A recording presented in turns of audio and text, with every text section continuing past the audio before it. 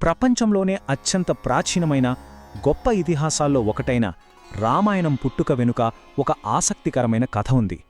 అది ఒక యుద్ధం నుంచో ఒక రాజు ఆజ్ఞ నుంచో పుట్టలేదు. కేవలం ఒకే ఒక క్షణంలో కలిగిన తీవ్రమైన బాధ నుంచి పుట్టింది. ఇంతకీ ఆ కథ ఏదో తెలుసుకుందామా? ఒక్క క్షణంలో కలిగిన దుఃఖం వేల సంవత్సరాలుగా కొన్ని కోట్ల మంది జీవితాలను ప్రభావితం చేసిన ఒక మహాకావ్యానికి ఎలా కారణమవుతుంది? అదెలా సాధ్యం? ఆ సమాధానం కోసం మనం రామాయణం ఎలా పుట్టిందో చెప్పే ఆ అద్భుతమైన కథలోకి వెళ్ళాలి. మన కథ ఒక రాజ్యంలోనో యుద్ధభూమిలోనో మొదలవదు. ప్రశాంతంగా పారుతున్న తమసా నది ఒడ్డున వాల్మీకి మహర్షి నడుచుకుంటూ వెళ్తున్నప్పుడు మొదలవుతుంది. అక్కడ ఆయన కళ్లముందే ఒక విషాదం జరిగింది. ప్రేమగా ఉన్న 2 క్రౌంచు పక్షుల్లో మగపక్షిని ఒక వేటగాడు బాణంతో కొట్టాడు. అది కింద పడిపోవటం, దాని జంటపక్షి ఆవేదనతో అరవటం చూసి వాల్మీకి హృదయం ద్రవించిపోయింది. ఆయన మనస్సు విపరీతమైన దుఃఖంతో నిండిపోయింది. ఆ బాధలో, ఆ ఆవేశంలో ఆయన నోటి వెంట కొన్ని మాటలొచ్చాయి. కాని అవి కేవలం శాపంలా రాలేదు.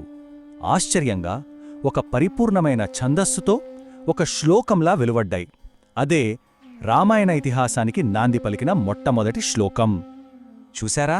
ఇక్కడే ఉంది అసలు అద్భుతం. ఆయన మనసులో కలిగిన తీవ్రమైన శోకం ఆయనకే తెలియకుండా ఒక కావ్య శ్లోకంగా మారింది.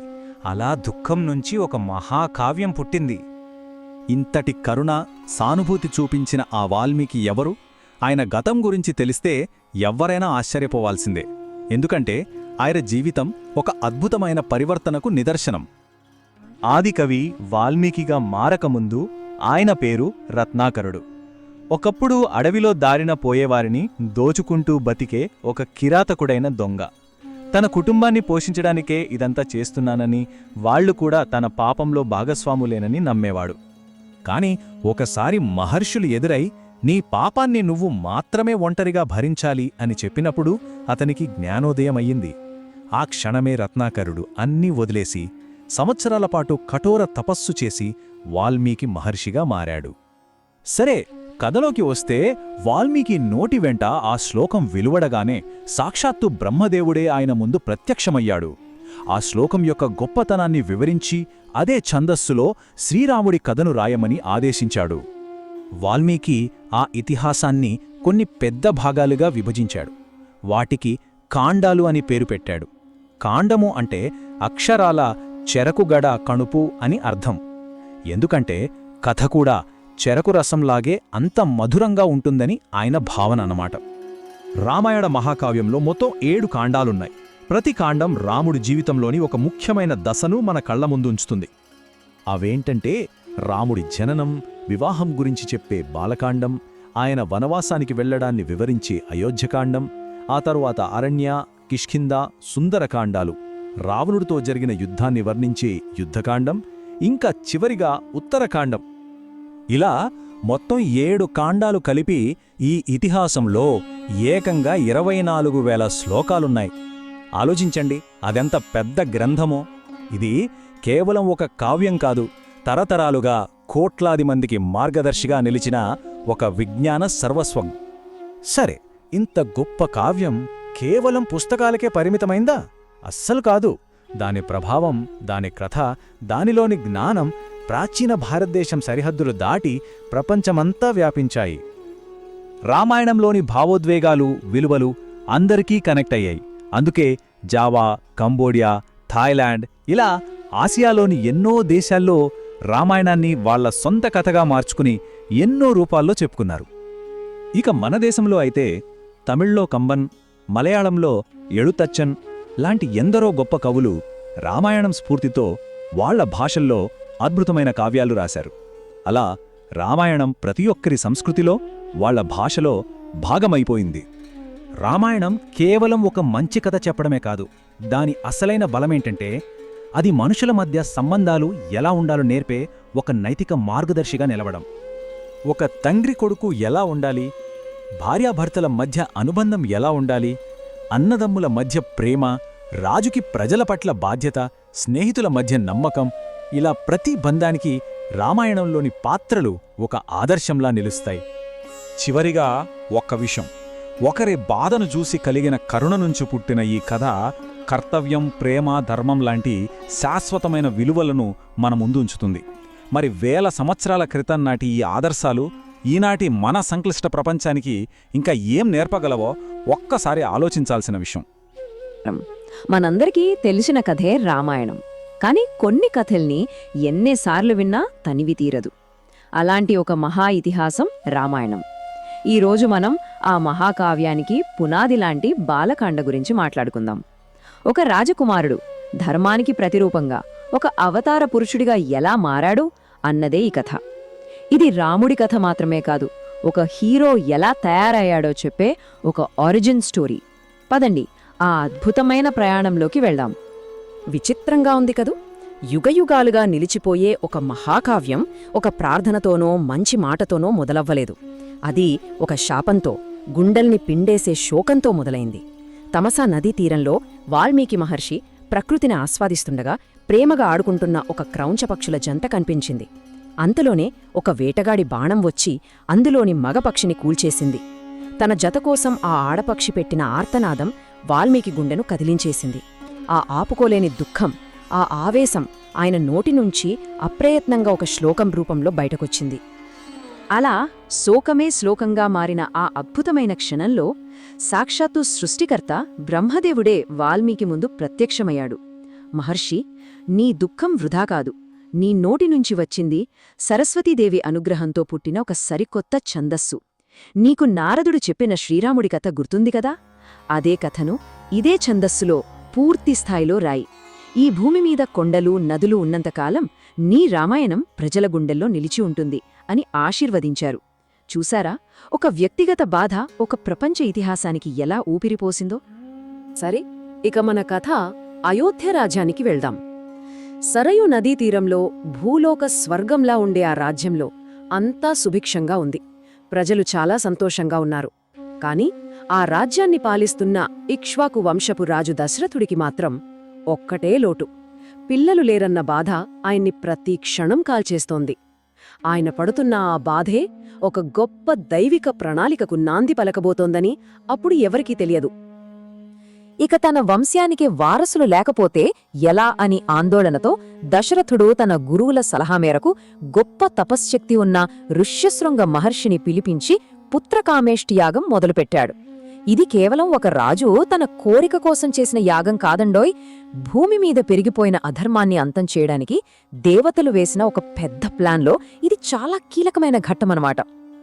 యాగం పూర్తయ్యే సమయానికి ఆ యజ్ఞకుండంలోని అగ్నిలోంచి చేతిలో పాయసమున్న బంగారు పాత్రతో ఒక దివ్య పురుషుడు పైకి లేచాడు. ఆ పాయసాన్ని రాజు తన 3 రాణులకు పంచాడు. దాని ఫలితంగా పెద్ద రాణి కౌసల్యకు సాక్షాత్తు శ్రీమహావిష్ణువు పరిపూర్ణ అంశంతో రాముడు పుట్టాడు. చిన్న రాణి కైకేయికి భరతుడు, 3వ రాణి సుమిత్రకు లక్ష్మణ శత్రుఘ్నుడు జన్మించారు. అలా ఆ 4 కుమారులు విష్ణుమూర్తి అంశలతో పుట్టి అయోధ్యను ఆనందంలో ముంచెత్తారు. అయితే అసలు విష్ణుమూర్తి మనిషిగా ఎందుకు పుట్టాల్సి వచ్చింది? ఎందుకంటే లంకాధిపతి రావణుడు బ్రహ్మ దగ్గర ఒక వరం తీసుకున్నాడు. దేవతలు, రాక్షసులు, గంధర్వులు, యక్షులు ఇలా ఎవ్వరి చేతిలోనూ తనకు చావు ఉండకూడదని. కాని గర్వంతో మనుషుల్ని, వానరుల్ని చాలా తక్కువ అంచనా వేశాడు. వాళ్లని తన లిస్టులో చేర్చుకోలేదు. ఆ అహంకారమే అతని పతనానికి కారణమైంది. రావణుణ్ణి చంపాలంటే విష్ణువు మనిషిగా పుట్టాలి. ఆయనకు సాయం చేయడానికి దేవతలందరూ వానర రూపాల్లో భూమి మీద పుట్టారు.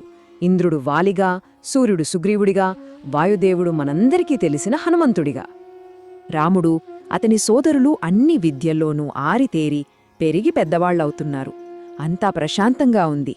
అలాంటి ఒకరోజు రాజసభలోకి బ్రహ్మర్షి విశ్వామిత్రుడు అడుగుబెట్టారు. ఆయన తేజస్సు చూసి సభ మొత్తం నిశ్శబ్దమైపోయింది. దశరథుడు ఆయనని ఎంతో గౌరవంగా ఆహ్వానించాడు. కాని ఆ మహర్షి రాక వెనుక రాముడి జీవితాన్ని మార్చేసే ఒక పెద్ద పరీక్ష ఉందని ఆయన ఊహించలేకపోయాడు. విశ్వామిత్రుడు సూటిగా విషయానికి వచ్చాడు. రాజా, నా యాగాన్ని మారీచా, సుబాహులు అనే రాక్షసులు పాడు చేస్తున్నారు. వాళ్లని ఆపగల శక్తి నీ కొడుకు రాముడికే ఉంది. అతన్ని నాతో పంపు అని అడిగారు. ఆ మాట వినగానే దశరథుడికి గుండె ఆగినంత పనైంది. మహర్షి, నా రాముడు పసివాడు, యుద్ధమంటే ఏంటో తెలీదు. కావాలంటే నా సైన్యంతో నేను వస్తాను కాని రాముణ్ణి పంపలేను అని బ్రతిమిలాడాడు. అప్పుడు కులగురువు వశిష్ఠుడు కల్పించుకుని, రాజా, విశ్వామిత్రుడితో రాముణ్ణి పంపడమే రాముడికి మంచిది, ఇది అతని విధి అని నచ్చజెప్పాడు. దాంతో దశరథుడు రాయలాంటి గుండెతో సరేనన్నాడు. ఆ ప్రయాణం రాముడ్నే ఒక రాజకుమారుడి నుంచి ఒక హీరోగా మార్చింది. దారిలో విశ్వామిత్రుడు రాముడికి ఆకలి, అలసట తెలియకుండా ఉండే బల, అతిబల అనే మంత్రాలను నేర్పారు. తర్వాత తాటక అనే భయంకరమైన రాక్షసిని ఆడమి అని చంపడానికి మొదట సంకోచించినా గురువాజ్ఞతో సంహరించాడు. ఆ తర్వాత సిద్ధాశ్రమంలో యాగాన్ని నాశనం చేయడానికి వచ్చిన సుబాహుని చంపేసి మారీచుణ్ణి ఒకే బాణంతో 100 యోజనాల దూరంలో సముద్రంలో పడేశాడు.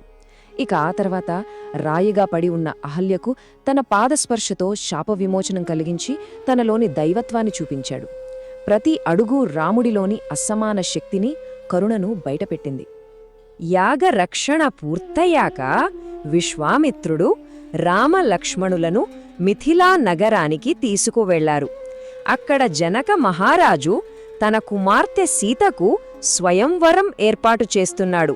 ఆ పోటీ కోసం దేశదేశాల నుంచి గొప్ప గొప్ప రాజులందరూ తరలివచ్చారు. అక్కడ వాతావరణం చాలా ఉత్కంఠగా ఉంది, ఎందుకంటే అది మామూలు పోటీ కాదు మరి. సీతాదేవి పుట్టుక కూడా చాలా ప్రత్యేకమైనది. ఆమె అయోనిజ అంటే తల్లి కడుపున పుట్టలేదు. జనక మహారాజు యాగం కోసం నేల దున్నుతుంటే ఒక పెట్టెలో దొరికింది. భూదేవి కుమార్తె ఆమె. అలాంటి అమ్మాయిని పెళ్లి చేసుకోవాలంటే అసాధారణ పరాక్రమం ఉండాలి కదా. అందుకే జనకుడు వీర్యశుల్క అనే కండీషన్ పెట్టాడు. అంటే తన దగ్గరున్న శివధనుస్సును ఎక్కుపెట్టిన వారికే సీతను ఇచ్చి పెళ్లి చేస్తానని ప్రకటించాడు. ఆ శివధనుస్సు అంటే మాటలు కాదు. దాన్ని 8 చక్రాలున్న ఒక పెద్ద పెట్టెలో పెట్టి 100 మంది సైనికులు అతి కష్టం మీద సభలోకి లాక్కొచ్చారు. రావణుడిలాంటి ఎందరో మహావీరులు దాన్ని కనీసం కదిలించలేక అవమానంతో వెనుదిరిగారు. అది కేవలం ఒక విల్లు కాదు, పరాక్రమానికి, దైవత్వానికి ఒక కొలమానం. అందరూ విఫలమయ్యాక విశ్వామిత్రుడి అనుమతితో రాముడు ముందుకు వెళ్ళాడు. గురువులకు, సభకు నమస్కరించి ఆ శివధనుస్సును ఒక పూలమాలను ఎత్తినంత తేలిగ్గా పైకి లేపాడు. నారిని సంధించి లాగుతుండగా ఒక్కసారిగా పెళపెళమంటూ పిడుగుపడ్డట్టు భయంకరమైన శబ్దంతో ఆ మహాధనుస్సు 2 ముక్కలైంది. ఆ శబ్దానికి సభలో చాలామంది కళ్ళు తిరిగి పడిపోయారు. తేరుకున్నాక రాముడి పరాక్రమం చూసి నివ్వెరపోయారు. సీతమ్మ ముఖం ఆనందంతో వెలిగిపోయింది. వెంటనే వచ్చి రాముడి మెడలో వరమాల వేసింది. ఆ శుభవార్తను వెంటనే అయోధ్యకు పంపారు. దశరథ మహారాజు తన పరివారంతో సహా మిథిలకు వచ్చేశారు. ఇక అక్కడ పెళ్లి సందడి మొదలైంది. జనక మహారాజు రాముడికి సీతను, లక్ష్మణుడికి తన మరో కుమార్తె ఊర్మిలను, అలాగే తన తమ్ముడి కూతుళ్లైన మాండవి, శృతకీర్తిలను భరత శత్రుఘ్నులకు ఇచ్చి అంగరంగ వైభవంగా పెళ్లిళ్లు జరిపించారు. ఆ 4 జంటల వివాహం భూలోకంలో జరిగిన ఒక దేవతల పెళ్లిలా కన్నుల పండుగగా జరిగింది. సరే, పెళ్లిళ్లైపోయాయి, అంతా హ్యాపీ. దశరథుడు తన కొడుకులతో, కోడళ్లతో అయోధ్యకు తిరుగు ప్రయాణమయ్యాడు. కాని దారిలో అపశకునాలు కనిపించడం మొదలయ్యాయి. ఇంతలో ప్రళయకాల రుద్రుడిలా చేతిలో గొడ్డలి, భుజం మీద విల్లుతో, భయంకరమైన తేజస్సుతో ఒక వ్యక్తి వాళ్లకు అడ్డుగా నిలబడ్డాడు. ఆయనే భార్గవరాముడు, అంటే పరశురాముడు. పరశురాముడు కూడా విష్ణుమూర్తి అవతారమే, 6వ అవతారం. ఆయనది అహంకారంతో ఉన్న క్షత్రియులను శిక్షించిన చరిత్ర. శివధనస్సు విరిచిన రాముడి పరాక్రమాన్ని పరీక్షించడానికి ఆయనక్కడికి వచ్చాడు. అంటే ఒకే సమయంలో భూమిమీద ఉన్న 2 విష్ణు అవతారాలు అక్కడ కలుసుకున్నాయి. ఒకటి తన పని పూర్తి చేసుకున్న ఉగ్రావతారం, మరొకటి ధర్మస్థాపన కోసం వచ్చిన శాంతస్వరూపం. పరశురాముడు చాలా కోపంగా, "ఓ రామా, నువ్వు విరిచింది పాత శివధనుస్సు. నీకు నిజంగా శక్తి ఉంటే ఇదిగో ఈ విష్ణుధనుస్సు, శాంఘకు బాణమెక్కుపెట్టు" అని సవాలు విసిరాడు.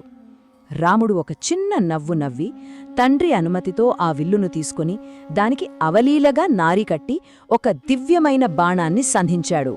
తర్వాత చాలా ప్రశాంతంగా, "మహర్షి, ఇది విష్ణుబాణం. దీన్ని వృధా చెయ్యలేను.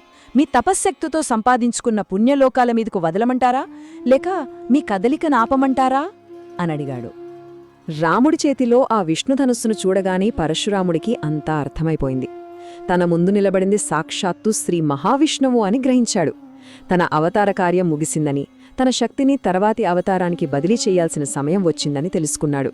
తన ఓటమిని అంగీకరించి తన తపశ్శక్తి మొత్తాన్ని ఆ బాళానికి అర్పించి రాముడికి నమస్కరించి తపస్సు చేసుకోవడానికి మహేంద్ర పర్వతానికి వెళ్ళిపోయాడు. ఇది ఒక యుగం నుంచి మరో యుగానికి పవర్ ట్రాన్స్ఫర్ జరిగిన చారిత్రక ఘట్టం. పరశురాముడి గండం గడిచిపోవడంతో అందరూ ఊపిరి పీల్చుకున్నారు. దశరథుడు తన కొడుకు పరాక్రమానికి పొంగిపోయాడు. ఇక వాళ్ల ప్రయాణం విజయవంతంగా ముగిసింది. నూతన వధూవరులతో సహా అయోధ్యలో అడుగుపెట్టారు. అయోధ్య నగరమంతా పండుగ చేసుకుంది. ప్రజలు తమ యువరాజు యువరాణికి బ్రహ్మరథం పట్టారు. అంతా శాంతి సంతోషం. అలా రాముడు సీత 12 ఏళ్లపాటు అయోధ్యలో హాయిగా జీవించారు.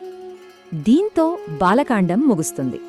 ఈ కాండలో రాముడి పుట్టుక, ఆయన బలం, వినయం, ధర్మం ఇలా అన్నీ పరిచయమయ్యాయి. ఒక మంచి కొడుకుగా, శిష్యుడిగా, సోదరుడిగా, భర్తగా ఎలా ఉండాలో రాముడు చూపించాడు.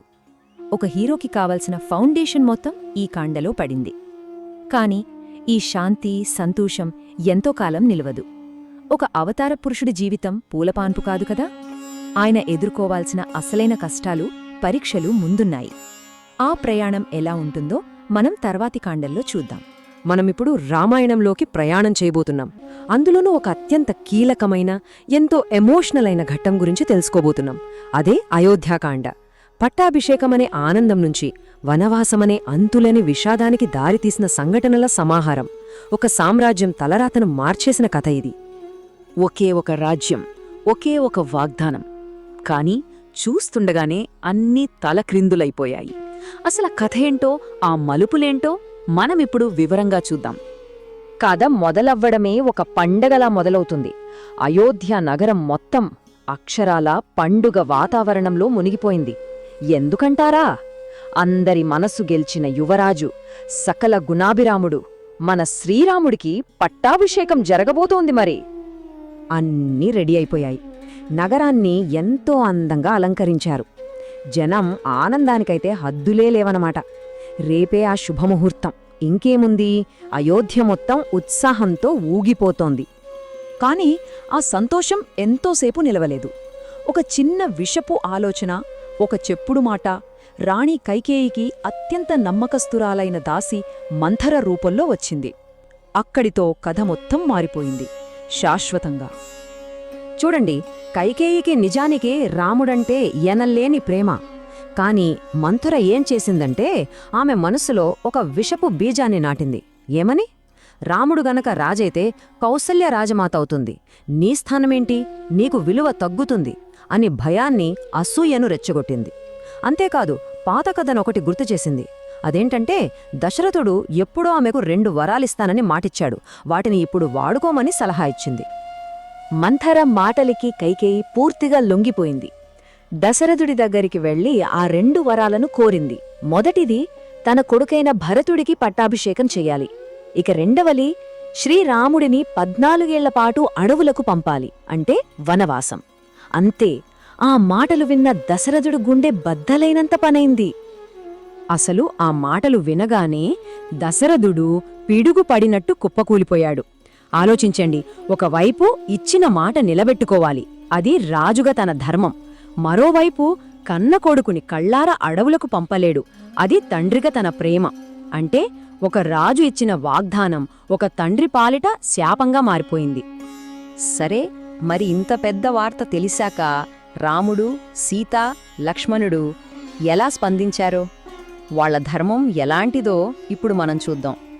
రాముడు ఆ వార్త విన్నప్పుడు ఆయన మొహంలో కొంచెం కూడా దుఃఖం లేదు, కోపం లేదు, చాలా ప్రశాంతంగా ఉన్నాడు. సింహాసనాన్ని కాదని, మా నాన్నగారి మాట నిలబెట్టడం కోసం నేను వనవాసానికి వెళ్లడానికి సిద్ధం అని చెప్పాడు. అంటే ఆయనకు రాజ్యం కన్నా తండ్రి మాట, ధర్మమే ముఖ్యం అన్నమాట. ఇక సీతమ్మ సంగతికి వస్తే, భర్త ఎక్కడ ఉంటే తను కూడా అక్కడే ఉండాలని నిశ్చయించుకుంది. కష్టాలకి అస్సలు భయపడలేదు. మీరున్న అడవే నాకు అయోధ్య, మీరు లేని ఈ నగరం నాకు అడవితో సమానం అని ఎంతో ధైర్యంగా చెప్పింది. ఇక లక్ష్మణుడి భక్తి గురించి ఎంత చెప్పినా తక్కువే. రాజభోగాలన్నింటినీ ఒక గడ్డిపోచలా వదిలేసి మీకు సేవ చేసుకోవడం, మిమ్మల్ని కాపాడుకోవడమే నా ధర్మం, నేను మీతోనే వస్తాను అని అన్న వదినల సేవకే తన జీవితాన్ని అంకితం చేసేశాడు. ఇలా సీత, రాముడు, లక్ష్మణుడు ముగ్గురూ వనవాసానికి బయల్దేరారు. వాళ్లు వెళ్ళిపోతుంటే అయోధ్య నగరం మొత్తం శోకసంద్రంలో మునిగిపోయింది. కాని ఆ వియోగాన్ని, ఆ బాధని రాజు దశరథుడు మాత్రం తట్టుకోలేకపోయాడు. ఇక్కడే విధి లేదా కర్మ తన లెక్కను సరిచూసుకుంది. ఎందుకంటే దశరథుడి గతం ఆయన వర్తమానాన్ని వెంటాడింది. చాలా ఏళ్ల క్రితం యవ్వనంలో ఉన్నప్పుడు దశరథుడు పొరపాటున శ్రవణకుమారుడు అనే ఒక మునికుమారుడిని వేటాడి చంపేస్తాడు. అప్పుడు ఆ గుడ్డి తల్లిదండ్రులు శపిస్తారు, నువ్వు కూడా మాలాగే పుత్రశోకంతోనే చనిపోతావు అని. ఇప్పుడు రాముడు కళ్లకు దూరమవ్వడంతో ఆ పాత శాపమే నిజమైంది. దశరథుడు రామ రామ అని విలపిస్తూనే ప్రాణాలు వదిలాడు. సరే, ఇదంతా ఎవరికోసం జరిగిందో? ఆ భరతుడు అతను మేనమామ ఇంటినుంచి తిరిగి వచ్చాక, ఈ నిజం తెలిసాక ఎలా రియాక్ట్ అయ్యాడో ఇప్పుడు చూద్దాం. భరతుడు తిరిగి రాగానే విషయం తెలిసి షాక్ అయ్యాడు. తన తల్లి చేసిన పనికి కుమిలిపోయాడు. చూడండి, కైకేయి ఏమనుకుంది, నా కొడుకు రాజవుతాడు అని. కాని భరతుడేమన్నాడు, ఇలాంటి అన్యాయపు రాజ్యం నాకు వద్దు అని తెగేసి చెప్పాడు. కైకేయి రాముడు వెళ్ళిపోతాడనుకుంటే భరతుడు నేను నా అన్నయ్యను తిరిగి తీసుకొస్తాను అని శపథం చేశాడు. తన తండ్రి మరణానికి, కుటుంబం నాశనమవ్వడానికి తన తల్లే కారణమని తీవ్రంగా నిందించాడు. అంతే, భరతుడు ఊరుకోలేదు. సింహాసనం ఎక్కడానికి కాదు, తన అన్నను వెనక్కి తీసుకురావడానికి సైన్యాన్ని, రాజసభను అంతా వెంటబెట్టుకుని అడవికి బయల్దేరాడు. రాముడి కాళ్లమీద పడి క్షమాపణ కోరి అయోధ్యకు తిరిగి రమ్మని బ్రతిమాలడమే అతని లక్ష్యం. ఇక కథలో అత్యంత కీలకమైన ఘట్టం వచ్చింది. చిత్రకూట పర్వతం దగ్గర అన్నదమ్ములిద్దరూ కలుసుకున్నారు. ఈ సమావేశమే అయోధ్య భవిష్యత్తును నిర్ణయించబోతోంది. భరతుడు ఎంత వేడుకున్నా రాముడు తన మాట మీద నిలబడ్డాడు. చాలా స్థిరంగా చెప్పాడు, తండ్రి మాట మనం దాటకూడదు. ఆయన నీకు రాజ్యాన్నిచ్చారు, దాన్ని నువ్వు పాలించాలి. నాకు వనవాసమిచ్చారు, దాన్ని నేను పూర్తి చెయ్యాలి. మన తండ్రిని గౌరవించడం మనిద్దరి ఉమ్మడి కర్తవ్యం, మన ధర్మం అని చెప్పాడు. రాముడు తిరిగి రానని ఖచ్చితంగా చెప్పడంతో భరతుడు ఒక గొప్ప శపథం చేశాడు. రాబోయే 14 సంవత్సరాలు తాను రాజుగా సింహాసనం మీద కూర్చోనని, కేవలం రాజ్యానికి ఒక ప్రతినిధిగా, ఒక సేవకుడిగా మాత్రమే ఉంటానని ప్రకటించాడు. అప్పుడు భరతుడు ఒక అద్భుతమైన మార్గాన్ని ఆలోచించాడు. నిజమైన రాజు నువ్వే కాబట్టి దానికి గుర్తుగా నీ పాదుకలను నాకివ్వు అని రాముడిని అడిగాడు. ఆ పాదుకలనే సింహాసనంపై పెట్టి వాటి పేరు మీదే నేను పరిపాలన చేస్తానని చెప్పాడు. దీన్నే పాదుకారాజ్యమంటారు. అంటే ఒక మనిషి పాలించే రాజ్యం కాదు, ధర్మానికి, విధేయతకు ప్రతీకగా నిజమైన రాజు తిరిగి వచ్చేంతవరకు ఆయన పేరు మీద నడిచే రాజ్యం. అందుకే భరతుడు అయోధ్యలో ఉండకుండా ఊరు బయట నందిగ్రామంలో ఒక సన్యాసిలా జీవిస్తూ రాముడి పాదుకల తరపున రాజ్యభారాన్ని మోశాడు. మొత్తంగా ఈ అయోధ్యకాండ మన ముందు ఒక పెద్ద ప్రశ్ననుంచుతుంది. ధర్మం ముందు రాజ్యం విలువ ఎంత? అధికారం, సింహాసనం కన్నా కర్తవ్యం, నీతి, ఇచ్చిన మాట ఇవే గొప్పవి అనే సందేశాన్ని మనకు అందిస్తుంది. రామాయణ మహాప్రస్థానంలో మనం ఇప్పుడు 3వ ఘట్టానికి అంటే అరణ్యకాండకు చేరుకున్నాం. వనవాసమంటే ప్రశాంతంగా తపస్సు చేసుకుంటారని అనుకుంటాం కదా, కాని ఇక్కడ కథ పూర్తిగా మలుపు తిరుగుతుంది. ఒక ప్రశాంతమైన ప్రయాణం ప్రతీకారాలతో, కుట్రలతో, చివరికి ఒక పెను విషాదంతో ఎలా ముగిసిందో ఈ భాగంలో చూద్దాం. పదండి, కథలోకి వెళ్ళిపోదాం. మన కథకు ప్రధాన రంగస్థలం దండకారణ్యం. ఇది మామూలు అడవి కాదు. ఒకవైపు చూస్తేనేమో ఎంతోమంది మునులు, ఋషులు తపస్సు చేసుకునే పవిత్రమైన తపోభూమి. మరోవైపు చూస్తే రాక్షసుల అరాచకాలకు, వాళ్ళ విహారానికి అడ్డాగా ఉన్న ప్రదేశం. అంటే ఒకే చోట దైవత్వం, పైశాచికత్వం రెండూ ఉన్నాయి. ఈ రెండింటి మధ్య నడిచే సంఘర్షణే ఈ అరణ్యకాండకు ప్రాణం పోసింది. వనవాసానికి బయలుదేరే ముందే సీతాదేవి రాముడితో అన్న ఈ మాటలు కేవలం ఒక భార్యాభర్తకు చెప్పిన మాటలు కాదు. ఇది ఒక రకంగా భవిష్యవాణి. మనం మునిలా బ్రతకడానికి వెళ్తున్నాం. ఈ ఆయుధాలు మనతో ఉంటే అనవసరంగా వాటిని వాడాలనే ప్రోత్సాహం కలుగుతుంది అంది. అంటే రక్షణ కోసం తెచ్చుకున్న కత్తే కొన్నిసార్లు గాయానికి కారణం అవ్వొచ్చన్నమాట.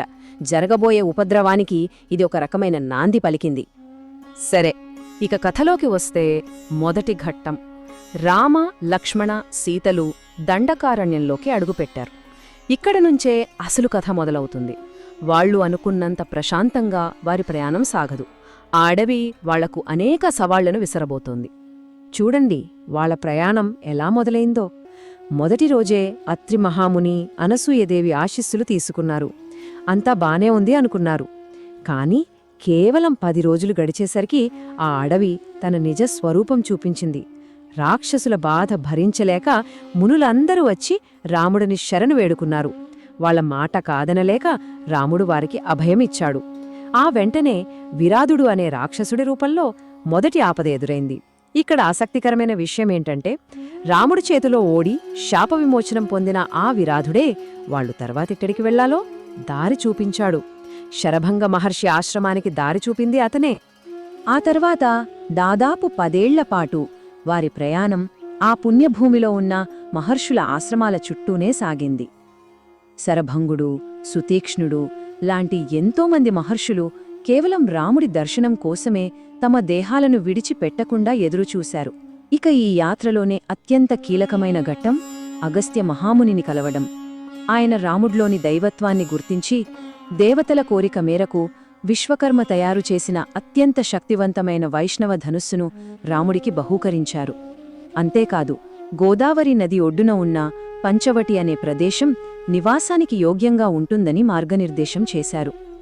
అగస్త్యుడి సలహా మేరకు పంచవటిలో ఒక అందమైన పర్ణశాలను నిర్మించుకున్నారు.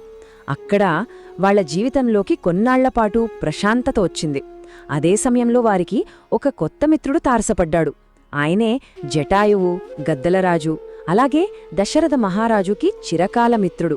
తాను దగ్గర్లోనే ఉంటానని, సీతకు ఎలాంటి ఆపద రాకుండా చూసుకుంటానని ఆయన మాట ఇచ్చాడు. ఇది రాబోయే పెనుతుఫానుకు ముందు దొరికిన చిన్న ప్రశాంతత లాంటిదన్నమాట. ఇప్పటిదాకా కథ ఒకలా నడిచింది.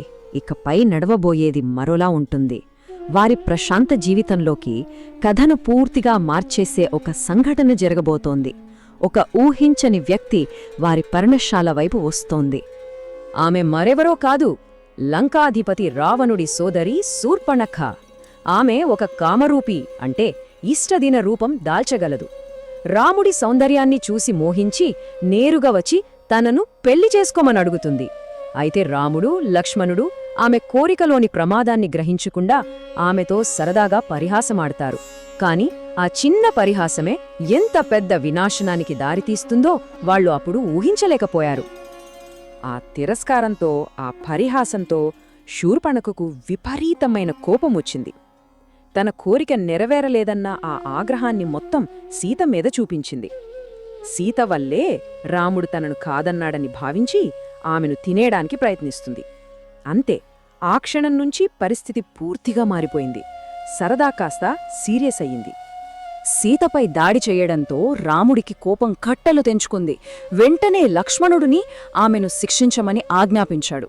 లక్ష్మణుడు ఏమాత్రం ఆలస్యం చేయకుండా ఆ రాక్షసి ముక్కు, చెవులను ఖండించి ఆమెను విరూపిణి చేశాడు. ఆ అవమాన భారంతో, ప్రతీకారేచ్ఛతో రగిలిపోతూ శూర్పణఖ తన సోదరుడైన ఖరుడి దగ్గరికి పరుగుపెట్టింది. అప్పటి వరకు వ్యక్తిగతంగా ఉన్న ఈ గొడవ ఇప్పుడొక యుద్ధానికి దారితీయబోతోంది. తన చెల్లెలికి జరిగిన అవమానాన్ని చూసి ఖరుడు రగిలిపోయాడు. వెంటనే తన ప్రధాన సేనాధిపతి దూషణుడితో కలిసి రాముడిపై యుద్ధానికి బయల్దేరాడు. ఒక్కసారి ఊహించుకోండి, ఒకరో ఇద్దరో కాదు, ఏకంగా 14,000 మంది రాక్షసుల మహాసైన్యం. కాని వారికెదురుగా నిలబడింది ఒక్కడే, రాముడు. సీతను ఒక గుహలో లక్ష్మణుడి రక్షణలో ఉంచి ఆ మహాసైన్యాన్ని ఒంటి చేత్తో ఎదుర్కోవడానికి సిద్ధమయ్యాడు. రాముడు ఖరదూషణులతో పాటు ఆ 14,000 మంది సైన్యాన్ని సంహరించాడు. ఇక శూర్పణఖకు దిక్కుతోచలేదు. తన వ్యక్తిగత అవమానం, ప్రతీకారం ఆమెను రాక్షస సామ్రాజ్యానికే అధిపతి అయిన తన అన్న దగ్గరికి తీసుకువెళ్ళింది. శూర్పణఖ చాలా తెలివిగా ప్రవర్తించింది. కేవలం తనకు జరిగిన అవమానం గురించి చెప్పి ఏడవలేదు. తన అన్న రావణుడి బలహీనతేంటో ఆమెకు బాగా తెలుసు. అది అతని అహంకారం, అతని కామం. అందుకే ముందు సీత అందాన్ని వర్ణించి అతనిలో కోరికను పుట్టించింది. ఆ తర్వాత రావుడి పరాక్రమం గురించి చెప్పి అతని పౌరుషాన్ని రెచ్చగొట్టింది. ఇది ప్రతీకారం కోసం వేసిన ఒక పక్కా వ్యూహం. రావణుడు ఇప్పుడు ఒక సందిగ్ధంలో పడ్డాడు. ఒకవైపు చెల్లెలి మాటలు, కుటుంబ పరువు, ప్రతీకారం. మరోవైపు మారీచుడిలాంటి అనుభవజ్ఞుడి సలహా. రాముడితో యుద్ధమంటే నీకు, నీ జాతికి అంతమే అని మారీచుడు భయంతో హెచ్చరించాడు. కాని రావణుడి అహంకారం వివేకాన్ని జయించింది. అతను శూర్పణఖ మాటలకే విలువిచ్చాడు. ఇక రావణుడు సీతను అపహరించడమే లక్ష్యంగా పెట్టుకున్నాడు. దానికోసం ఒక క్లిష్టమైన, విషాదకరమైన పన్నాగం పన్నాడు. అరణ్యకాండలోనే అత్యంత బాధాకరమైన ఘట్టం ఇక్కడే మొదలవుతుంది. రావణుడి ప్లాన్ ఒక నాటకంలా సాగింది. ప్రతి అంకం సీతను ఒంటరిని చేయడానికే. ముందుగా మారీచుడిని ఒక బంగారు మాయలేడిగా మార్చి పంపాడు. దాన్ని చూసిన సీత దాన్ని తెచ్చివ్వమని రాముణ్ణి కోరింది. రాముడు దాన్ని వెంబడిస్తూ ఆశ్రమానికి చాలా దూరం వెళ్ళిపోయాడు. తరువాత రాముడి బాణం తగలగానే ఆ మాయలేడి రాముడి గొంతుతో హా సీత, హా లక్ష్మణ అని గట్టిగా అరుస్తుంది. ఆ కేక విని భయపడిన సీత వద్దంటున్నా వినకుండా లక్ష్మణుణ్ణి రాముడికి సహాయంగా పంపిస్తుంది. ఇక చివరి అంకంలో సీత ఒంటరిగా ఉండటంతో రావణుడు ఒక సన్యాసి వేషంలో ప్రవేశించాడు. ఆ మరుక్షణమే ఆ సన్యాసి వేషం మాయమైంది. 10 తలల రావణాసురుడు ప్రత్యక్షమయ్యాడు. సీత ఎంత వేడుకున్నా, ఎంత ప్రతిఘటించినా వినకుండా ఆమెను బలవంతంగా తన పుష్పక విమానంలోకి లాక్కెళ్లి ఆకాశమార్గాన లంకవైపు దూసుకుపోయాడు. అరణ్యకాండలోని అత్యంత విషాదభరితమైన ఘట్టమిది. సీత ఆర్తనాదాలు విన్న జటాయువు తాను ఇచ్చిన మాటను నిలబెట్టుకోవడానికి ప్రాణాలకు తెగించాడు. రావణుడిని ఆకాశంలోనే అడ్డగించి తన ముక్కుతో, గోళ్లతో వీరోచితంగా పోరాడాడు. వయస్సు పైపడినప్పటికీ ఆయన చూపిన పరాక్రమం అసామాన్యం. కాని దురదృష్టవశాత్తు రావణుడు తన చంద్రహాసంతో జటాయువు రెక్కలను నరకడంతో ఆ పక్షిరాజు తీవ్రంగా గాయపడి నేలకొరిగాడు. సీతను కోల్పోయిన ఆ అన్నదమ్ముల దుఃఖం వర్ణనాతీతం. వాళ్ల జీవితం ఒక్కసారిగా శూన్యమైపోయింది. కాని ఆ నిరాశ నుంచే ఒక కొత్త, దృఢమైన అన్వేషణ మొదలైంది. పర్ణశాలకి తిరిగి వచ్చిన రాముడికి, లక్ష్మణుడికి శూన్యమే స్వాగతం పలికింది. గుండెలు పగిలేలా ఏడ్చారు. సీత కోసం వెతుక్కుంటూ వెళ్తుండగా కొన ఊపిరితో కొట్టుమిట్టాడుతున్న జటాయువు కనిపించాడు. రావణుడే సీతను అపహరించాడని చెప్పి ఆయన కన్ను మూశాడు. వాళ్లకు దొరికిన మొదటి ఆధారం అది. ఆ తర్వాత సీత జారవిడిచిన ఆభరణాలు, చివరగా కబంధుడు అనే ఒక వింత రాక్షసుడు. ఇలా ఒక్కో ఆధారం దొరుకుతూ వారిని నిరాశ నుండి ఒక కొత్త మార్గం వైపు నడిపించింది. కబంధుడిని సంహరించడం ద్వారా రాముడు, లక్ష్మణులు అతనికి శాపవిమోచనం కలుగజేశారు.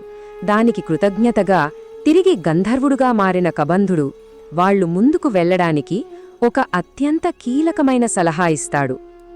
అతని సలహా చాలా స్పష్టంగా, సూటిగా ఉంది. ఋషిముఖ పర్వతంపై వానర రాజైన సుగ్రీవుడు ఉన్నాడు. అతనితో స్నేహం చేయండి. సీతను వెతకడంలో అతను మీకు తప్పకుండా సహాయం చేస్తాడు. ఈ మాటలు ఆ అన్నదమ్ముల అన్వేషణకు ఒక కొత్త లక్ష్యాన్ని, ఒక నిర్దిష్టమైన గమ్యాన్ని చూపించాయి. అరణ్యకాండ ఇక్కడితో ముగుస్తుంది. ఒక విషాదంతో మొదలై ఒక ఆశతో ముగిసింది. కాని ఒక పెద్ద ప్రశ్నను మిగిల్చి వెళ్తుంది. ఋష్యముఖ పర్వతంపై రాముడికి సుగ్రీవుడి స్నేహం లభిస్తుందా, లేక అక్కడ మరో యుద్ధం ఎదురవుతుందా? ఈ ప్రశ్న మనల్ని నేరుగా రామాయణంలోని మరో ముఖ్య ఘట్టమైన కిష్కింధకాండ వైపు నడిపిస్తుంది. రామాయణ కథాసాగరంలో మనమిప్పుడు 4వ ఘట్టానికి చేరుకున్నాం. అదే కిష్కింధకాండ. ఇది ఒక తీవ్రమైన బాధ, ఒక పెద్ద దుఃఖం, ఎలా ఒక తిరుగులేని స్నేహానికి, ఒక మహాసైన్యానికి దారితీసిందో చెప్పే అద్భుతమైన కథ అన్నమాట. ఒక్కసారి ఆలోచించండి. సీతను రావణుడు అపహరించాడు. రామలక్ష్మణులు వాళ్లు పడుతున్న బాధ అంతా ఇంతా కాదు. అంతులేని నిరాశతో అడవుల్లో తిరుగుతూ ఉన్నారు. వాళ్ల వెతుకులాట అలా వాళ్లను ఋష్యముఖ పర్వతం దగ్గరికి తీసుకొస్తుంది. వాళ్లకప్పుడు తెలీదు, సరిగ్గా ఇక్కడే వాళ్ల విధి మొత్తం మారిపోబోతోందని. అక్కడే వాళ్ల జీవితాల్ని, వాళ్ల అన్వేషణ గమనాన్ని శాశ్వతంగా మార్చేసే ఒక వ్యక్తిని కలుసుకుంటారు. ఇంతకే ఎవరా వ్యక్తి? రామలక్ష్మణులను దూరం నుంచి గమనిస్తున్నాడు ఒక బ్రహ్మచారి. నెమ్మదిగా వాళ్ల దగ్గరకొచ్చి ఎంతో వినయంగా, మర్యాదగా మాట్లాడటం మొదలుపెట్టాడు. ఆ మాటల్లోనే తెలుస్తోంది ఆయన ఎంతటి జ్ఞానో, ఎంతటి వాక్చాతుర్యం ఉన్నవాడో. ఆయనే హనుమంతుడు. హనుమంతుడు మాట్లాడిన తీరుకి రాముడు ఆశ్చర్యపోయాడు. లక్ష్మణుడితో అంటాడు, చూశావా లక్ష్మణ, వేదాలు వ్యాకరణం అన్నీ క్షుణ్ణంగా తెలిసినవాడే ఇలా మాట్లాడగలడు అని. ఆ మాటల్లోని వినయానికి వివేకానికి రాముడు ఎంతగానో ముగ్ధుడైపోయాడు. ఇతను కేవలం ఒక దూత కాదు, ఒక గొప్ప మిత్రుడు, ఒక మంత్రి కాగలడని వెంటనే గుర్తించాడు. ఇక హనుమంతుడు రామలక్ష్మణులను సుగ్రీవుడి దగ్గరికి తీసుకెళ్తాడు.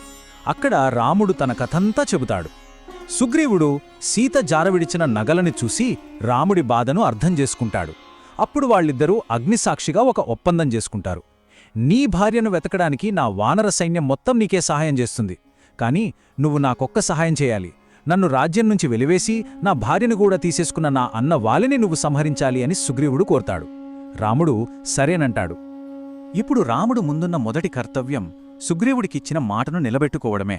అంటే సుగ్రీవుడి అన్న కిష్కింధారాజు అయిన వాలిని ఎదుర్కోవాలి. కాని అసలు ఈ అన్నదమ్ముల మధ్య ఎందుకింత శత్రుత్వం? అదంతా ఒక పెద్ద అపార్థం వల్ల జరిగింది. మాయావి అనే రాక్షసుడితో వాలి ఒక గుహలో యుద్ధం చేస్తుంటే సుగ్రీవుడు బయట కాపలా ఉంటాడు. చాలా కాలం తర్వాత గుహలోంచి రక్తం రావడం చూసి వాలి చనిపోయాడనుకుని రాక్షసుడు బయటికి రాకుండా సుగ్రీవుడు ఒక పెద్ద బండరాయి అడ్డం పెట్టేస్తాడు.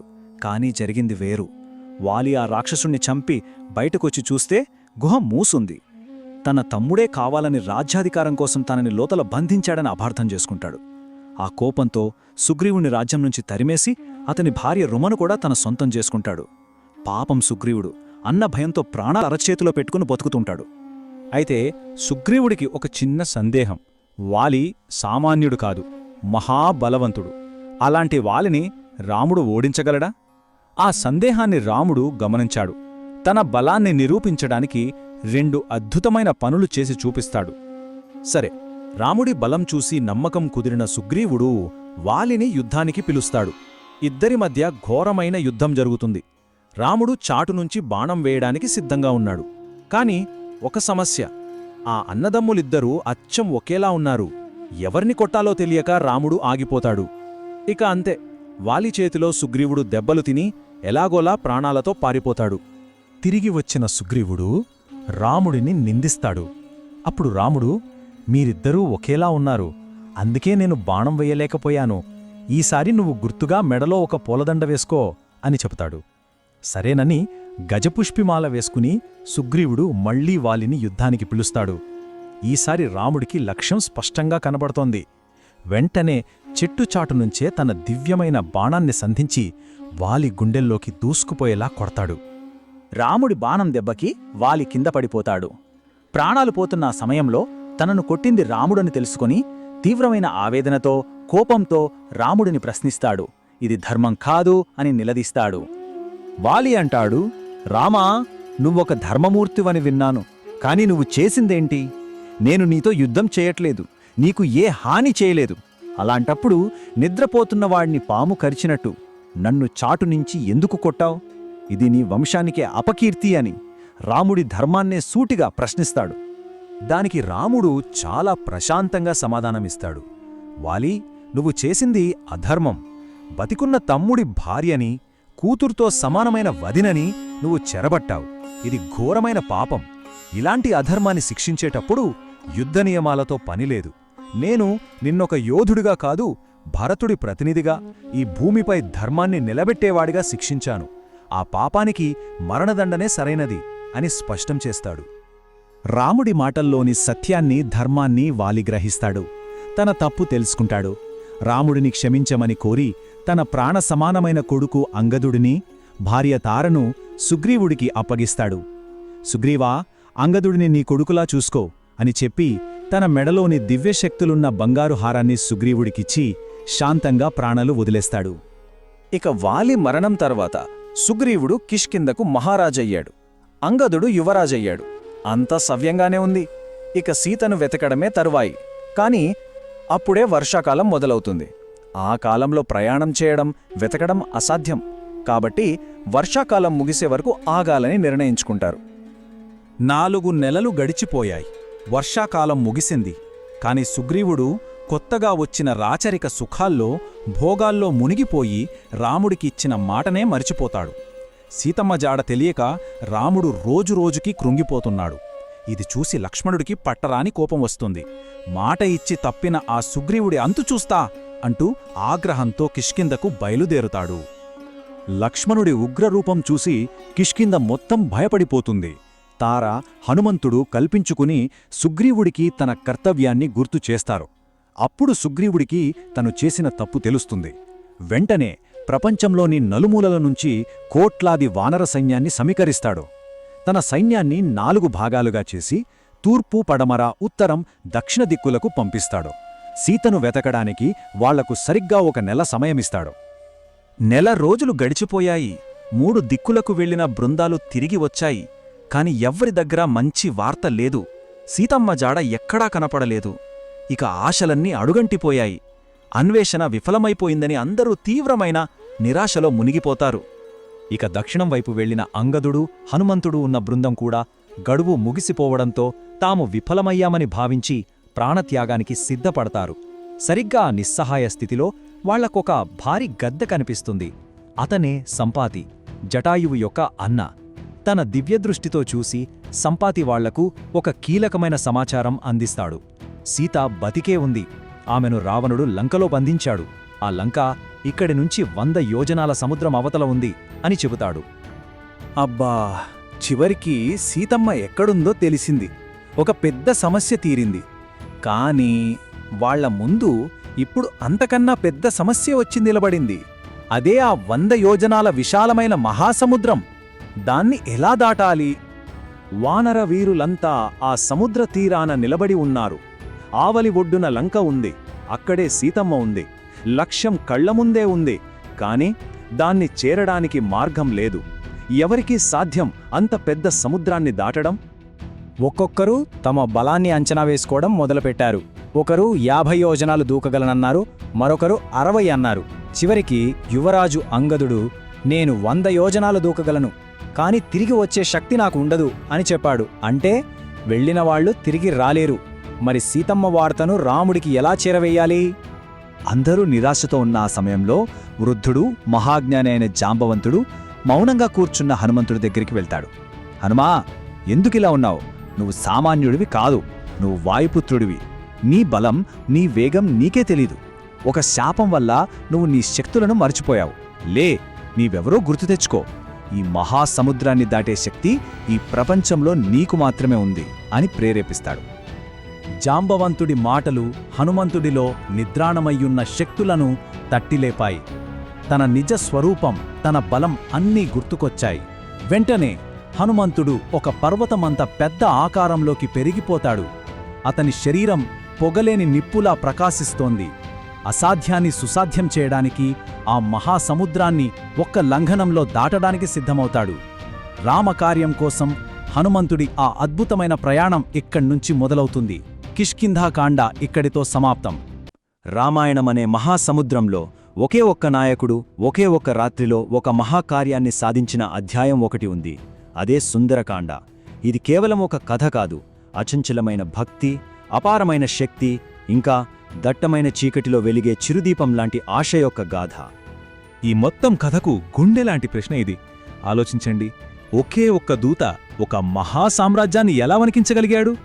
హనుమంతుడి యాత్ర కేవలం సీతమ్మను వెతకడం మాత్రమే కాదు, అది లంక పునాదుల్ని కదిలించిన ఒక చారిత్రాత్మక సంఘటన. మరి దాని పర్యవసానాలేంటో చూద్దామా? సరే, మనం అసలు కథలోకి వెళ్లే ముందు ఈ కాండం పేరు వెనకున్న ప్రత్యేకతను అర్థం చేసుకోవాలి. రామాయణంలో ఇన్ని కాండాలుండగా దీనికే ఎందుకింత ప్రాముఖ్యత?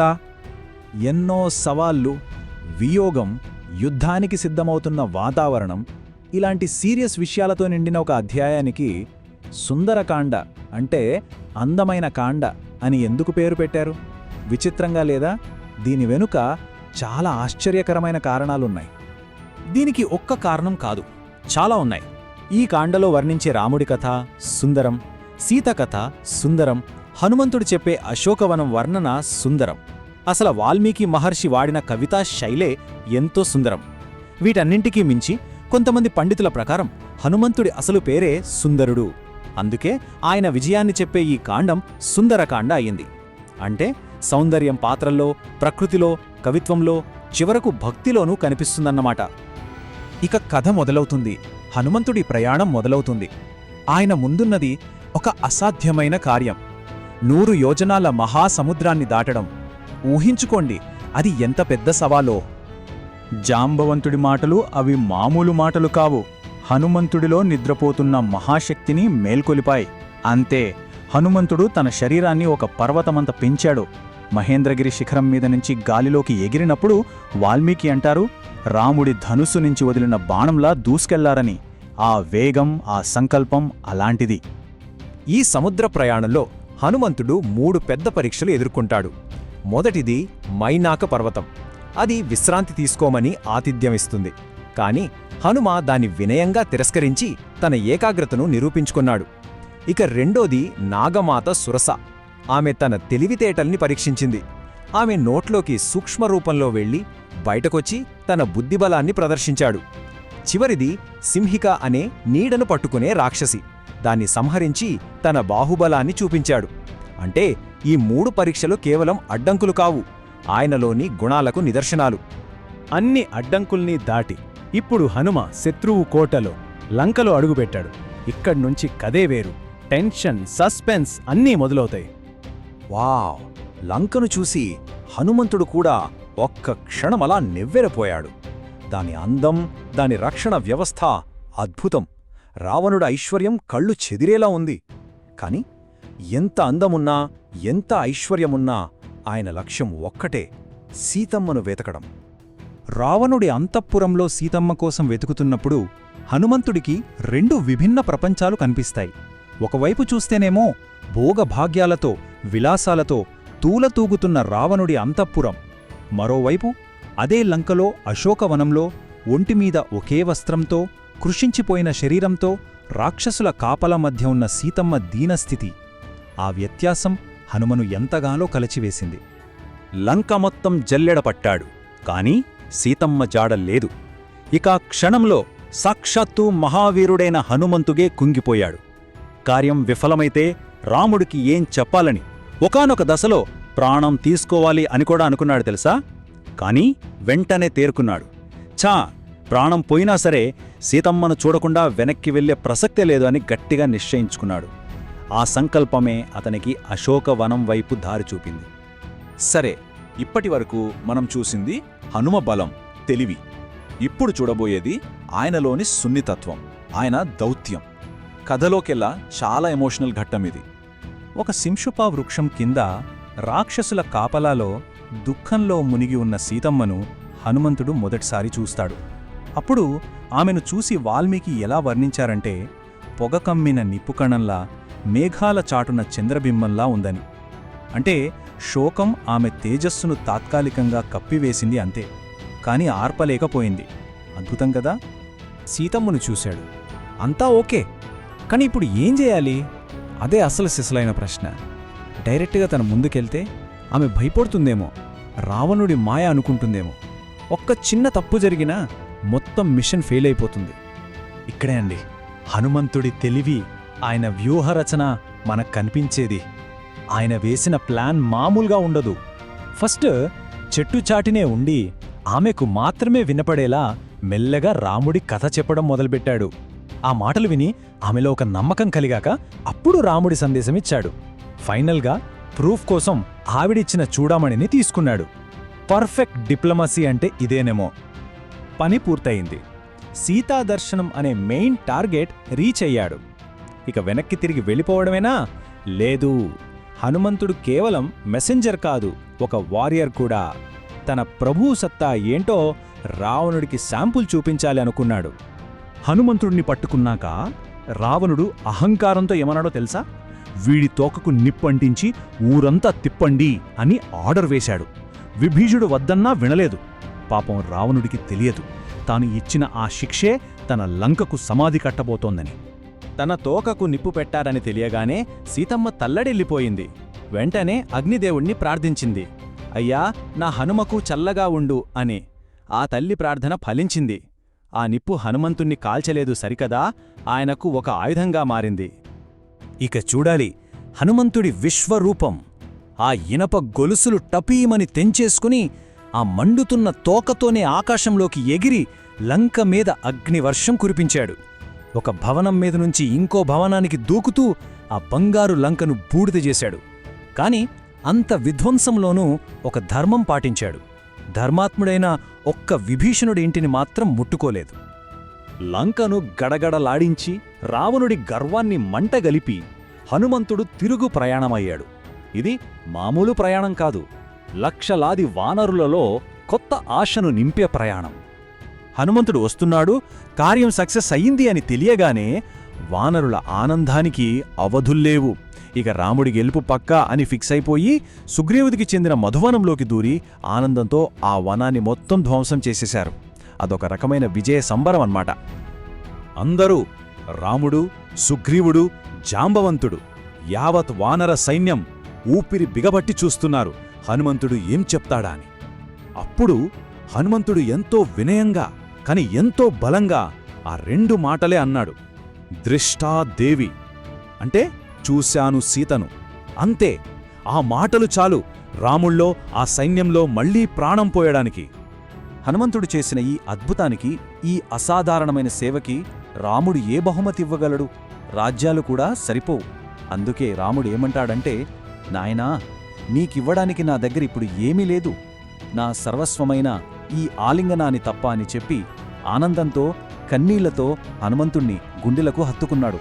ఒక సేవకుడికి ఇంతకన్నా గొప్ప బహుమతి ఏముంటుంది చెప్పండి? మనం సుందరకాండ అంటే హనుమంతుడి పరాక్రమ కథ అనుకుంటాం, నిజమే. కాని ఇది కేవలమైన బలానికి సంబంధించిన కథ కాదు. భక్తి, తెలివి, సంకల్పం, సేవ ఇవన్నీ కలిస్తే ఒక వ్యక్తి ఎలాంటి అద్భుతాలు చేయగలడో చెప్తే ఒక గొప్ప పాఠం. బహుశా భక్తి, సేవలకున్న నిజమైన శక్తి అంటే ఇదేనేమో, ఏమంటారు? రామాయణం మహాకావ్యంలోకి స్వాగతం. మనం ఇప్పుడు చివరి అంకంలో ఉన్నాం, అదే యుద్ధకాండ. ఇది రామాయణంలోనే అత్యంత కీలకమైన, భీకరమైన ఘట్టం. ఇది కేవలం ఒక యుద్ధం గురించిన కథ మాత్రమే కాదు, ధర్మానికి అధర్మానికి మధ్య జరిగిన ఒక పెద్ద సంగ్రామం అన్నమాట. అపారమైన రాక్షస శక్తికి, అచంచలమైన దైవ సంకల్పానికి మధ్య జరిగిన పోరాటం ఇది. పదండి, ఈ ప్రయాణంలో వానర సైన్యం చేసిన అద్భుతాలను, ఒక అజేయమైన రాక్షస రాజు పతనాన్ని వివరంగా చూద్దాం. ఇక్కడే అసలు ప్రశ్న మొదలవుతుంది. రావణుడు సామాన్యుడు కాదు, సాక్షాత్తు దేవతల నుంచి వరాలు పొందినవాడు. రాక్షసులందరికీ రాజు, అపారమైన సైన్యం, మాయాశక్తులు, ఓటమి ఎరుగని యోధులు, ఇవన్నీ అతని బలం. మరి అలాంటి అజీయుడిని ఓడించడమెలా? రాముని వైపు ధర్మం ఉండొచ్చు, కాని అంతమాత్రాన ఈ అసమాన పోరాటంలో గెలవడం సాధ్యమేనా? ఈ ఒక్క ప్రశ్నే మొత్తం యుద్ధకాండకు ప్రాణం పోసింది. అయితే రాముడి ముందున్న మొదటి సవాలు రావణుడు కాదు. ఆ రావణుడు ఉన్న లంకకు చేరడమే పెద్ద సవాలు. ఎందుకంటే మధ్యలో 100 యోజనాల మహాసముద్రమడ్డుగా ఉంది. దాన్ని దాటడమెలా? లక్షలాది వానర సైన్యాన్ని ఆవలి ఒడ్డుకు చేర్చడమెలా? కథలో అసలైన ఉత్కంఠ ఇక్కడి నుంచే మొదలవుతుంది. సరే, ఇక యుద్ధానికి సన్నాహాలు ఎలా మొదలయ్యాయో చూద్దాం. ఏ పెద్ద యుద్ధమైనా మొదట మొదలయ్యేది ఆయుధాలతో కాదు, వ్యూహాలతో. రాముడి ప్రయాణంలో కూడా మొదటి అడుగు సైన్యాన్ని కూడగట్టడం, సరైన మిత్రులను సంపాదించుకోవడమే. కథ ఒక మంచి వార్తతో మొదలవుతోంది. హనుమంతుడు లంక నుండి తిరిగి వచ్చాడు. నెలల తరబడి ఎదురుచూస్తున్న రాముడి దగ్గరికి వచ్చి కేవలం 2 మాటలు చెప్పాడు. చూశాను సీతను. ఆ మాటలు వినగానే రాముడి వేదనంతా ఒక్కసారిగా ఆనందంగా మారిపోయింది. ఆ కృతజ్ఞతతో, ఆ ఆనందంలో హనుమంతుడిని గట్టిగా కౌగిలించుకున్నాడు. ఒక చక్రవర్తి తన సేవకుడికి ఇంతకంటే గొప్ప బహుమతి ఏమీ ఇవ్వలేడు. ఆ ఒక్క ఆలింగనంతోనే మొత్తం వానర సైన్యానికి యుద్ధం చేయగలమన్న ధైర్యమొచ్చేసింది. రాముడి శిబిరంలో ఇంత ఆనందం ఉంటే లంకలో మాత్రం పరిస్థితి వేరు. అక్కడ అంతర్గత కలహాలు మొదలయ్యాయి. రావణుడి సభలోనే అతని సొంత తమ్ముడైన విభీషణుడు లేచి నిలబడ్డాడు. అన్నా, నువ్వు చేస్తున్నది తప్పు. సీతను రాముడికి తిరిగి ఇచ్చేసి మన రాక్షస జాతిని కాపాడు అని ధర్మం వైపు నిలబడి వేడుకున్నాడు. కాని అహంకారంతో కళ్ళు మూసుకుపోయిన రావణుడు ఆ మాటలు వినలేదు. ఇది కథలో ఒక పెద్ద టర్నింగ్ పాయింట్. ధర్మం కోసం నిలబడినందుకు రావణుడు విభీషణుడిని లంక నుంచే బహిష్కరించాడు. ఇక చేసేది లేక విభీషణుడు నేరుగా సముద్రం దాటివచ్చి రాముడిని శరణు కోరాడు. రాముడు కూడా ధర్మపరుడైన విభీషణుడికి అభయమిచ్చాడు. దీంతో రావణుడి బలాలు, బలహీనతలు, లంకకోట రహస్యాలు తెలిసిన ఒక కీలకమైన వ్యక్తి రాముడి వైపు చేరాడు. ఇది కేవలం ఒక నైతిక విజయం కాదు, యుద్ధంలో అతిపెద్ద వ్యూహాత్మక ముందడుగు. సరే, సైన్యం సిద్ధంగా ఉంది. శత్రువు ఎవరో తెలుసు, అతని రహస్యాలు కూడా తెలుసు. కాని మధ్యలో ఆకాశాన్ని భూమిని వేరుచేస్తున్నట్లుగా ఒక మహాసముద్రం ఉంది. ఈ అడ్డంకిని దాటడం ఎలా? ఇది కేవలం ఒక ఇంజనీరింగ్ అద్భుతం కాదు, భక్తికి, సంకల్పబలానికి ఒక పెద్ద పరీక్ష. ఇక అక్కడ జరిగిన దృశ్యం నిజంగా అసాధారణం. నలుడు అనే వానరశిల్పి పర్యవేక్షణలో లక్షలాది వానరులు పెద్ద పెద్ద కొండలను, చెట్లను పెకిలించుకుని వచ్చి సముద్రంలో వేయడం మొదలుపెట్టారు. 1-2 రోజులు కాదు, కేవలం 5 రోజుల్లో 100 యోజనాల పొడవైన వారధిని నిర్మించారు. మొదటి రోజు 14 యోజనాలు, రెండో రోజు 20. అలా చూస్తుండగానే వారధి పూర్తయింది.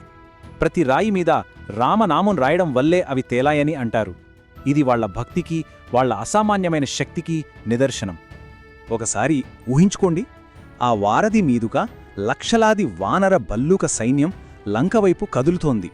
దాన్ని చూసిన వాళ్లకి భూమి మీద నడిచొస్తున్న మరో సముద్రంలా అనిపించిందట. ప్రతి ఒక్కరి గుండెల్లో ఒకే లక్ష్యం: రాముడి విజయం, ధర్మస్థాపన. ఇక వారధి దాటారు, లంకలో అడుగుపెట్టారు. అసలు కథ, అసలు యుద్ధం మొదలయింది. రావణుడి వైపున్న ఒక్కొక్క మహాయోధుడు యుద్ధరంగంలోకి దూకటం మొదలుపెట్టాడు. ఇక నుండి జరిగే ప్రతి పోరాటం ఒక ఇతిహాసం. పడే ప్రతి అడుగు ధర్మ విజయానికి ఒక సోపానం. ముందుగా రంగంలోకి దిగింది రావణుడి సోదరుడు కుంభకర్ణుడు. ఒక పర్వతమంత ఆకారంతో 6 నెలల గాఢ నిద్ర నుండి బలవంతంగా మేల్కొల్పబడిన ఆ రాక్షసుడు యుద్ధరంగంలో ఒక పెను తుఫానులా విరుచుకుపడ్డాడు. వందలాది వానరులను చేతులతో నలిపేస్తూ, నోట్లో వేసుకుని నమిలేస్తూ సైన్యంలో బీభత్సం సృష్టించాడు. అతన్ని ఆపడం ఎవరి వల్లా కాలేదు. చివరకు రాముడే స్వయంగా రంగంలోకి దిగి తన దివ్యాస్త్రాలతో ఆ విలయానికి అడ్డుకట్ట వేయాల్సి వచ్చింది. ఈ సంఘటన హనుమంతుని భక్తికి, అపారమైన శక్తికి నిలువుడ్డద్దం. బ్రహ్మాస్త్రం దెబ్బకి రాముడు, లక్ష్మణుడితో సహా సైన్యమంతా స్పృహ కోల్పోయింది. అప్పుడు జాంబవంతుడి సలహా మేరకు హనుమంతుడు సంజీవని మూలిక కోసం హిమాలయాలకు వెళ్ళాడు. అక్కడ ఏ మూలికో గుర్తించలేక ఒక్క క్షణం కూడా ఆలోచించకుండా ఆ సంజీవని పర్వతాన్ని పికిలించుకుని యుద్ధభూమికి తీసుకువచ్చాడు. హనుమంతుడు లేకపోతే కథ అక్కడే ముగిసిపోయేది. తర్వాత వచ్చింది ఇంద్రజిత్తు, రావణుడి కొడుకు. ఇతను మామూలు యోధుడు కాదు, ఒక మాయల మరాఠీ. మేఘాలలో దాక్కుని ఎవరికీ కనిపించకుండా బాణాల వర్షం కురిపించాడు. అంతకంటే దారుణంగా ఒక మాయాసీతను సృష్టించి వానర సైన్యమంతా చూస్తుండగా ఆమె తలను నరికాడు. ఆ దెబ్బతో సైన్యం మనోధైర్యం పూర్తిగా దెబ్బతింది. సీత కోసమే ఇంత యుద్ధం చేస్తుంటే ఆ సీతే లేదని అనుకుని అందరూ కుప్పకూలిపోయారు. ఇంద్రజిత్తు మాయలను సాధారణ అస్త్రాలతో ఆపడం అసాధ్యమని లక్ష్మణుడికి అర్థమైంది. అందుకే అతను చివరి అస్త్రంగా బ్రహ్మాస్త్రాన్ని ప్రయోగించాడు. రాముడు ధర్మమూర్తి అయితే, సత్యసంధుడైతే ఈ బాణం ఇంద్రజిత్తును వధించాలి అని సంకల్పించి ప్రయోగించగా ఆ అస్త్రం నేరుగా వెళ్లి మేఘాలలో దాక్కున్న ఇంద్రజిత్తు తలను ఖండించింది.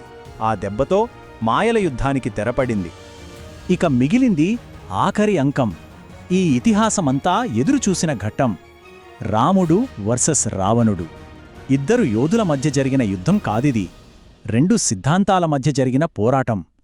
ధర్మానికి, అధర్మానికి మధ్య జరిగిన ఆఖరి సంగ్రామం. యుద్ధం ఎంత భయంకరంగా, ఎంత గొప్పగా జరిగిందంటే వాల్మీకి మహర్షి ఒక అద్భుతమైన మాట వాడారు. రామరావణ యుద్ధాన్ని దేనితో పోల్చగలం? దేనితోనూ పోల్చలేం. రామరావణ యుద్ధానికి రామరావణ యుద్ధమే సాటి.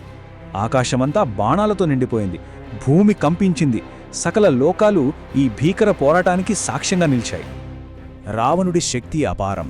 అతనిని ఎదుర్కోవటం కోసం రాముడికి కూడా దైవిక సహాయం అవసరమైంది. దేవతల రాజైన ఇంద్రుడు తన రథాన్ని, సారథి అయిన మాతలిని పంపాడు.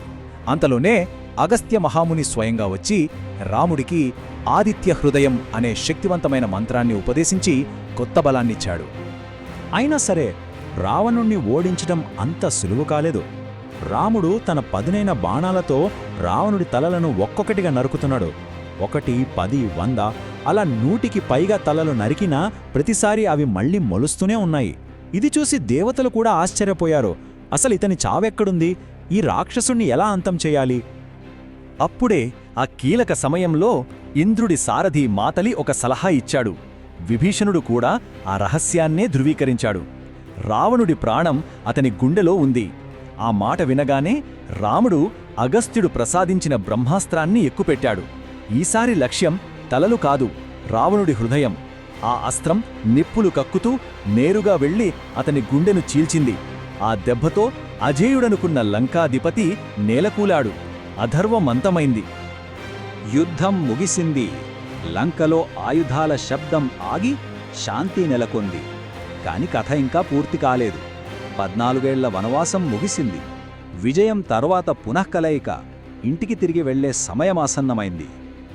అయితే ఆ గెలుపు సంపూర్ణ ఆనందాన్ని వెంటనే తీసుకురాలేదు.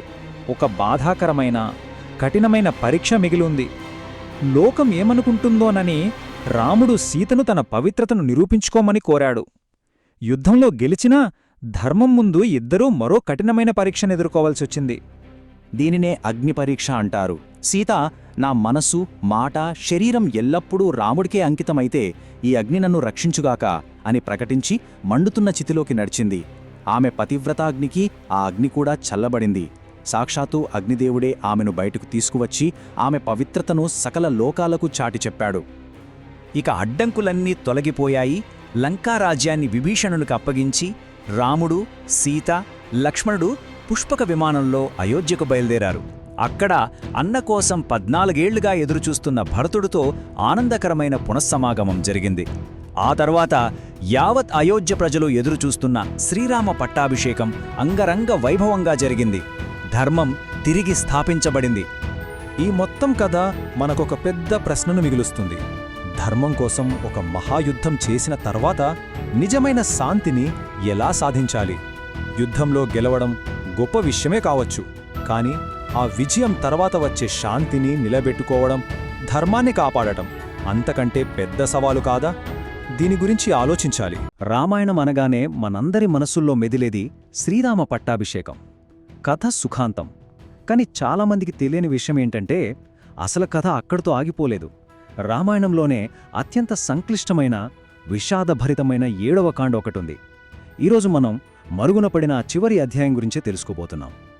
రావణుడిని సంహరించడం, సీతమ్మను తిరిగి తీసుకురావడం, అయోధ్యలో పట్టాభిషేకం. అబ్బా, అంతా అయిపోయింది, హ్యాపీ ఎండింగ్ అనుకుంటాం కదా. కానీ ఆ శుభం కార్డు పడ్డాకే అసలు కథ, అసలైన పరీక్ష మొదలయింది.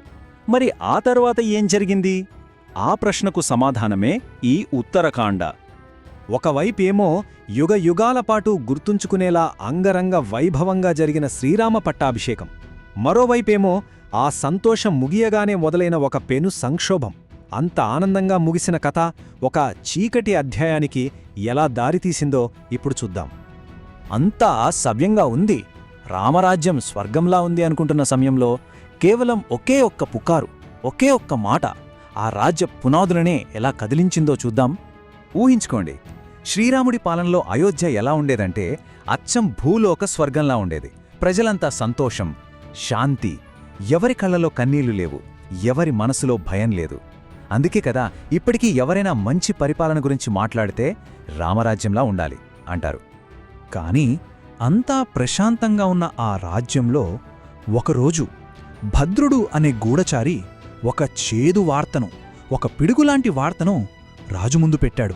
ఏంటంటే, రాముడి దగ్గరుండి వచ్చిన సీతమ్మను రాముడు మళ్ళీ ఎలా స్వీకరించాడు అని జనం మాట్లాడుకుంటున్నారట. రాజు చేసిన పనిని ప్రశ్నిస్తున్నారట. ఆ ఒక్క మాట రామరాజ్యంలో పెను తుఫానుకు కారణమైంది. ఇప్పుడు రాముడి ముందు ఒక పెద్ద సవాల్. నిజం చెప్పాలంటే ఒక అగ్ని పరీక్ష. ఒకవైపేమో రాజుగా తన కర్తవ్యం, అదే రాజధర్మం, ప్రజల నమ్మకాన్ని కాపాడాలి. మరోవైపు ప్రాణం కన్నా ఎక్కువగా ప్రేమించే భార్య, ఆమె పట్ల భర్తగా తన బాధ్యత, అదే పతిధర్మం. రాజుగా నిందలు మోయకూడదు, కాని భర్తగా భార్యకు అండగా నిలబడాలి. ఈ రెండింటి మధ్య రాముడు ఎంత నలిగిపోయాడో కదా. చివరికి రాముడు ఒక కఠినమైన నిర్ణయం తీసుకున్నాడు. తన గుండెను రాయి చేసుకున్నాడు. వ్యక్తిగత ప్రేమను, బంధాన్ని పక్కన పెట్టి రాజధర్మానికే పట్టం కట్టాడు. అది కూడా కడుపుతో ఉన్న తన భార్య సీతను అడవిలో వదిలిపెట్టి రమ్మని లక్ష్మణుడికే ఆజ్ఞ ఇచ్చాడు. ఆ మాట విన్న లక్ష్మణుడికి అది ఆజ్ఞలా అనిపించలేదు, గుండెల్లో పిడుగుపడ్డట్టు అనిపించింది. సరే, రాముడు ఆ నిర్ణయం తీసుకున్నాడు. మరి సీత పరిస్థితి ఏంటి? ఆ తర్వాతేమైంది? కాలం వారిద్దరినీ ఎక్కడికి తీసుకెళ్ళిందో చూద్దాం. ఇక్కడ మరో విషాదం ఏంటంటే, సీతమ్మ అమాయకంగా ఆశ్రమాలకు వెళ్లాలని ఉంది అని ఒక కోరిక కోరింది. లక్ష్మణుడు దాన్ని ఒక సాకుగా తీసుకుని ఆమెను రథం మీద గంగానది దగ్గరికి తీసుకెళ్లాడు. అక్కడికి వెళ్ళాక కన్నీళ్లు పెట్టుకుంటూ రాముడి ఆజ్ఞ గురించి చెప్పి ఆమెను అక్కడే ఒంటరిగా వదిలేసి వెళ్ళిపోయాడు. చూశారా, విధి ఎంత విచిత్రమైందో! తను కోరిన కోరికే తనని మళ్లీ వనవాసానికి పంపింది. అలా అడవిలో ఒంటరిగా ఏడుస్తున్న సీతను వాల్మీకి మహర్షి చూశాడు. ఆయన ఆమెను తన ఆశ్రమానికి తీసుకెళ్లి సొంత కూతురిలా చూసుకున్నాడు. కొంతకాలానికి అక్కడే ఆమె 2 కవలలకు జన్మనిచ్చింది. వారే లవ, కుశ. ఆ పిల్లలకు తమ తండ్రి ఒక మహారాజు అని తెలీదు. కాని విచిత్రమేంటంటే, వారు తమ తండ్రి గురించిన కథనే, అంటే రామాయణాన్నే వాల్మీకి మహర్షి దగ్గర నేర్చుకుంటూ పెరిగారు. అలా సంవత్సరాలు గడిచిపోయాయి. పిల్లలు పెరిగి పెద్దవాళ్లయ్యారు. ఇప్పుడు విధి వాళ్లందర్నీ మళ్లీ కలపడానికి ఒక పెద్ద నాటకాన్ని సిద్ధం చేసింది, ఒక గొప్ప యాగం రూపంలో. రాముడు తన సామ్రాజ్య వైభవాన్ని ఇంకా పెంచడానికి నైమిషారణ్యంలో అశ్వమేధ యాగం అనే ఒక పెద్ద యాగాన్ని మొదలుపెట్టాడు. ఆ యాగం ఎంత గొప్పదంటే, దేశదేశాల నుంచి రాజులు, గొప్ప గొప్ప ఋషులు, పండితులు అందరూ అక్కడికొచ్చారు. అలాంటి సమయంలో ఆ యాగశాలలోకి 2 పిల్లలు వచ్చారు. వాళ్లు పాడటం మొదలుపెట్టగానే అక్కడ ఉన్నవాళ్లందరూ మంత్రం వేసినట్టు నిశ్శబ్దంగా అయిపోయారు. వాళ్లు పాడుతున్నది ఏదో పాట కాదు, అది సాక్షాత్తు శ్రీరాముడి కథ. వాల్మీకి మహర్షి రాసిన రామాయణాన్ని ఆ పిల్లలిద్దరూ తమ తేనెలొలికే గొంతుతో పాడుతుంటే వింటున్న వాళ్లంతా మైమరిచిపోయారు. చివరికి రాముడు కూడా. ఆ పాట వింటున్న రాముడికి నెమ్మదిగా అర్థమైంది, ఆ కథ తనదే అని. ఆ పిల్లల రూపం, వాళ్ల తేజస్సు చూసి వాళ్లు తన కుమారులే, సీతబిడ్డలే అని గుర్తుపట్టాడు. ఇక్కడితో కథ ఒక చాలా ముఖ్యమైన, కీలకమైన మలుపు తీసుకుంది. ఇప్పుడు సీతమ్మ కథలో అత్యంత నాటకీయమైన, ఇంకా చెప్పాలంటే చాలా విషాదకరమైన చివరి ఘట్టానికి మనం చేరుకున్నాం. తన పిల్లలను గుర్తించిన రాముడు వాల్మీకి మహర్షి ద్వారా సీతకు కబురు పంపాడు.